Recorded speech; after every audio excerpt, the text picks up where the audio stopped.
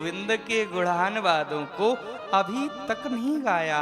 शायद मुझे लगता है इसीलिए आपका मन इतना खिन्न है। श्री नारद जी महाराज बताते हैं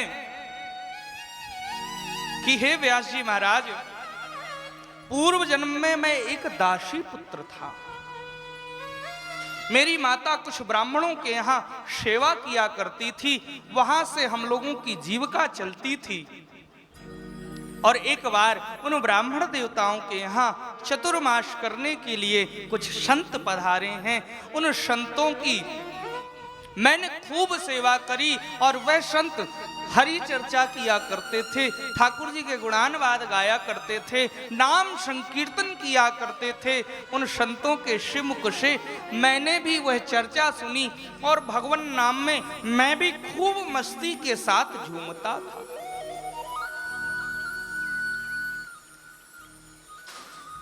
और महाराज, उन संतों की पत्तल में जो प्रसादी बच जाती थी, उस प्रसादी को मैं पाया करता था, जिससे मेरा भगवत प्रेम और दृढ़ हो गया। अब तो श्री नारद जी महाराज आगे बताते हैं कि एक दिन चतुर्मास पूर्ण होने के उपरांत वह संत जन अपने घर के लिए प्रस्थान नारायण उस जगह को छोड़कर के उत्तर दिशा की ओर जाने लगे हैं। मैं भी उनके पीछे पीछे जाने लगा कि उन संतों ने मुझे रोक दिया और बोले, बेटा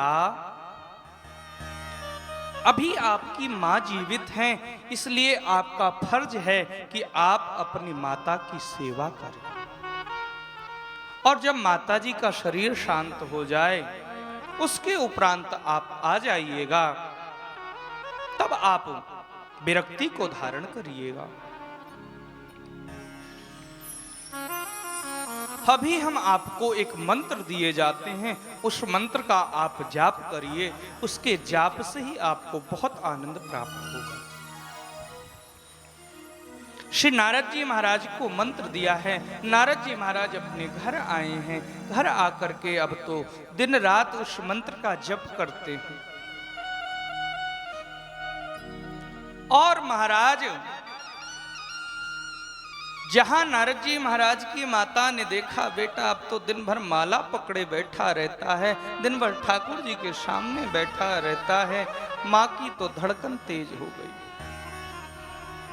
आजकल ये विडंबना हम लोगों के साथ चल रही है। हमारा बालक यदि थोड़ा सा भी टीका लगाने लगा अपने मस्तक पर, माला झोली में हाथ डाल करके वह जप करने लगा, सत्संग सुनने लगा, माता पिता की धड़कन तो तेज हो जाती है। हमारा बेटा कहीं बाबा नहीं बन जाए, भले ही जुआड़ी बन जाए, शराबी बन जाए, व्यभिचारी बन जाए, कोई टेंशन नहीं, पर बाबा नहीं बन जाए।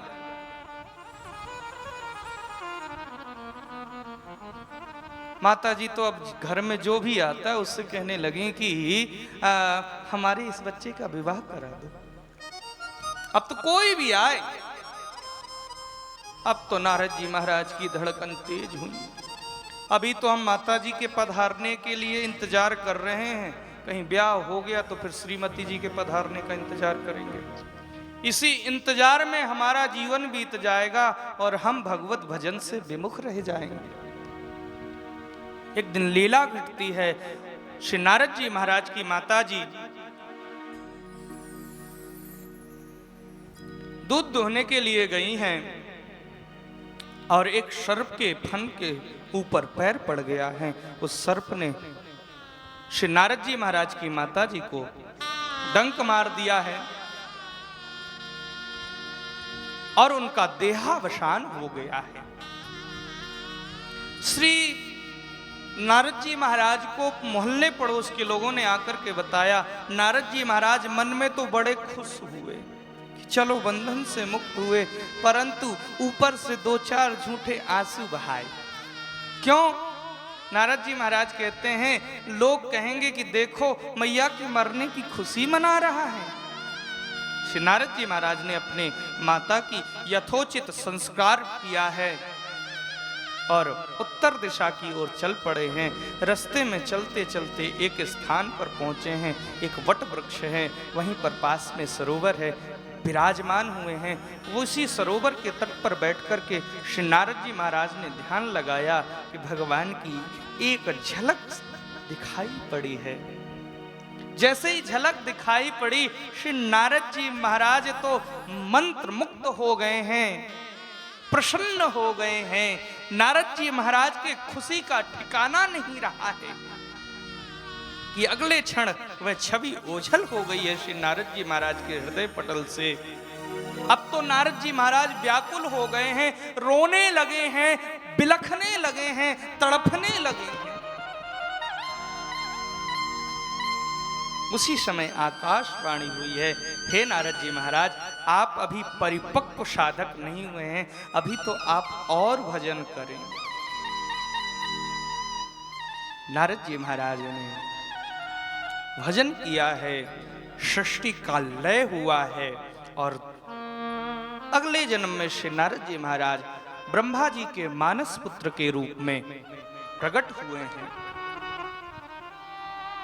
तब श्री नारद जी महाराज कहते हैं, हे व्यास जी महाराज, देख लीजिए भगवान नाम का बल, भगवान गुणानवाद का बल देख लीजिए कि एक दासी पुत्र आज देव ऋषि नारद बन करके सकल जग में पूजित हो रहा है, वंदित हो रहा है। यह केवल और केवल भगवत नाम का प्रभाव है।